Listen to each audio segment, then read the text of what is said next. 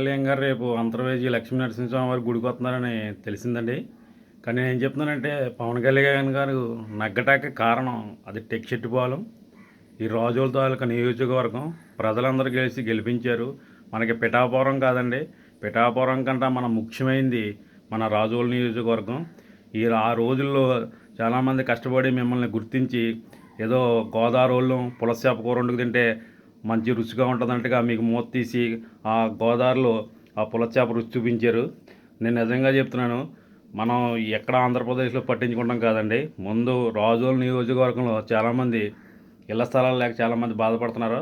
పేదలు, పైగా నిరుపేదలు కూడా ఉన్నారు ఇక్కడ. మనం పిఠాపురంలో గెలిచాం, జెండా ఎగరేసాం, అక్కడ కాదు మనకు కావాల్సింది.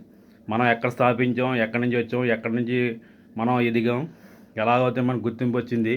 మనకు ఒక సీట్ వచ్చినా పర్లేదు, ఆ రోజున పులస చేప కూరలాగా మీకు మూత తీసి రుచి చూపించి ఈ రాజోల నియోజకవర్గం అంతా మిమ్మల్ని గెలిపించారు. మీరు లక్ష్మీ నరసింహస్వామి వారి గుడికి వచ్చి దండం పెట్టుకుని వెళ్ళిపోవడం కాదండి. ఇక్కడ చాలామంది బాధపడుతున్నారు.